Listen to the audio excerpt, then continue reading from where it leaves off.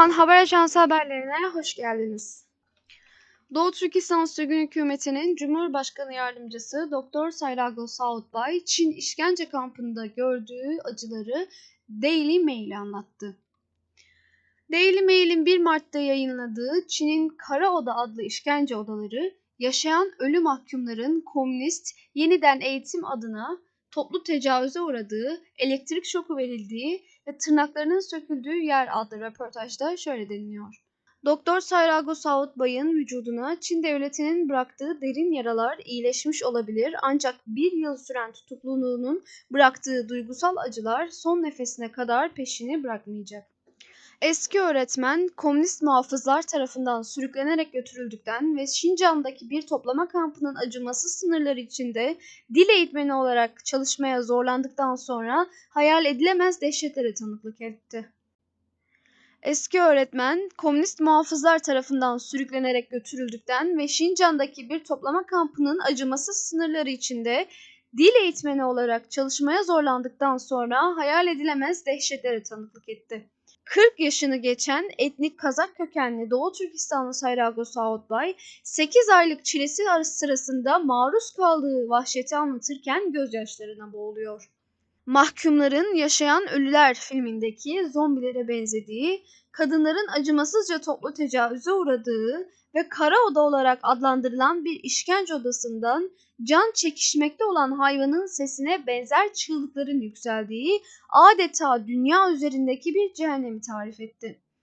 Bu odada korkunç acılar çektirmek için çeşitli aletler hazırlanmıştı.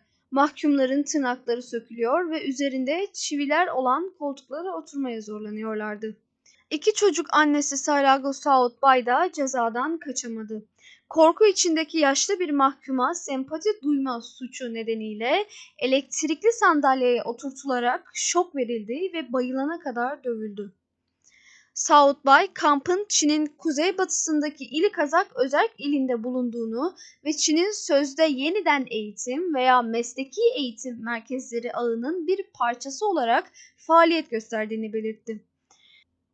Kendisi, kampın asıl amacının gerçek bir mesleki eğitimden ziyade zorunlu Mandarince eğitimi, Komünist Parti ideolojisi dersleri ve dini ile kültürel uygulamaları bastırmayı hedefleyen katı bir disiplin aracılığıyla etnik azınlıkların, özellikle de Kazakların ve Uygurların siyasi beyin yıkama ve zorla asimilasyona tabi tutulması olduğuna inanıyor.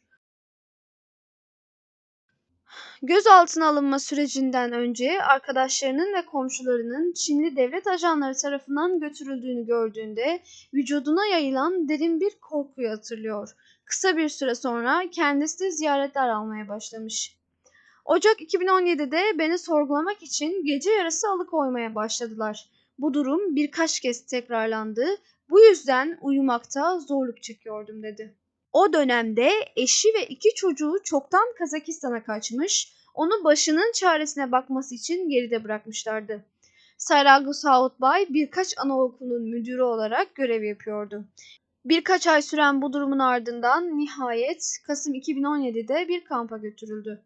Reddedilemeyeceği bir emirle belirli bir adrese gitmesi söylendikten sonra silahlı memurlar onu zorla bir minibüse bindirip götürdüler. O şöyle anlattı. Tamamı saldırı tüfekleriyle donatılmış koca bir mangayla dolu bir polis minibüsü geldi. Başıma siyah bir torba geçirdiler. Beni minibüse bindirdiler ve sürdüler. Bir süre yol aldık ve muhtemelen kontrol noktalarından geçmek için birkaç kez durduk. Bir süre sonra bir tesise girdik. İçeri girdiğimde burada mahkumlar için Çince eğitmeni olarak çalışacaksın dediler.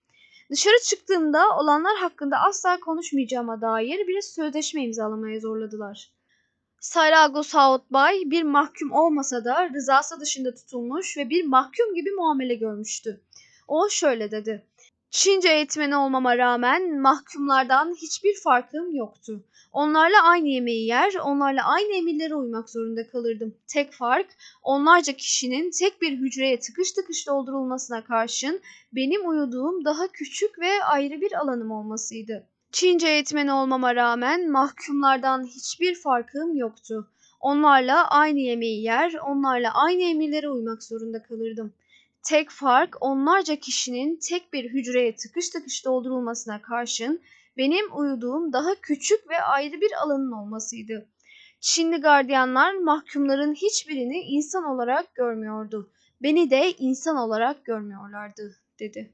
2017 yılında kurulan Şincan'daki kamplar tahminen 1 milyon insanı baskı altına almak için kullanıldı ve bunların birçoğu hakkında hiçbir suçlama bulunmuyordu. Çin'in kamplarının Nazi Partisi'nin Yahudileri ve diğer grupları sistematik olarak toplama kamplarında tuttuğu 2. Dünya Savaşı'ndan bu yana etnik ve dini azınlıkların en büyük ölçekli keyfi tutuklaması olduğuna inanıyor.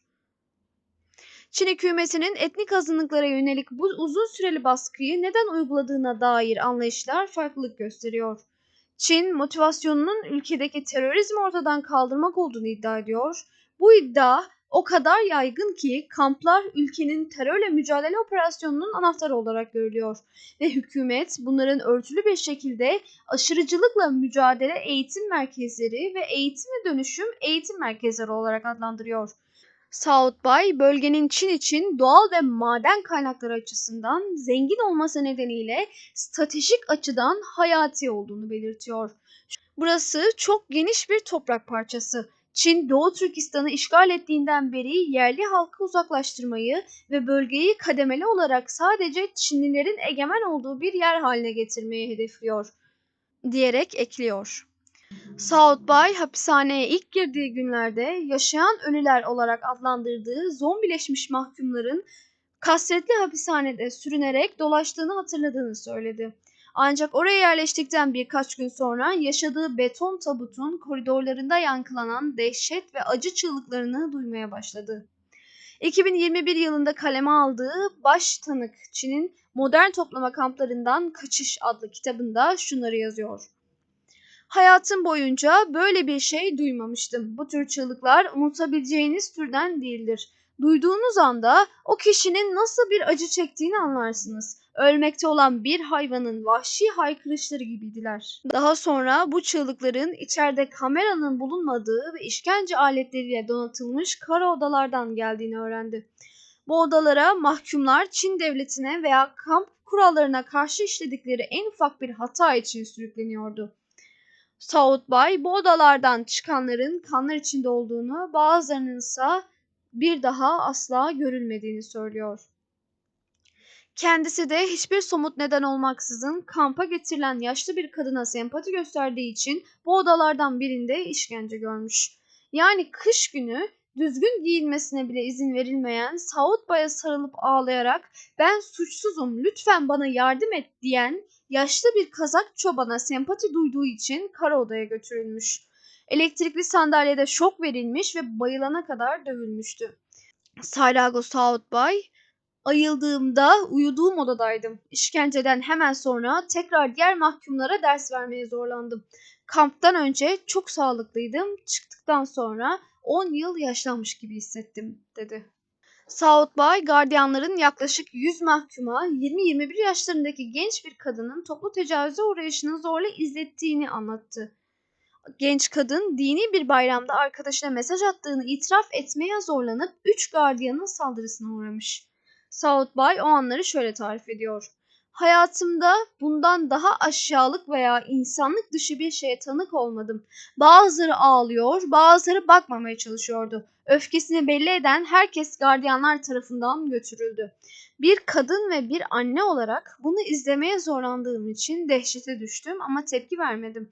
Çünkü verirsem bana da işkence yapacaklarını biliyordum. Çin ceza kamplarının diğer bir tanığı Rukiye Perhat, 2019'da Washington Post'a verdiği demeçte defalarca tecavüze uğradığını, 2 kez hamile kaldığını ve Çinli gardiyanlar tarafından zorla kürtaj yaptırıldığını söylemişti.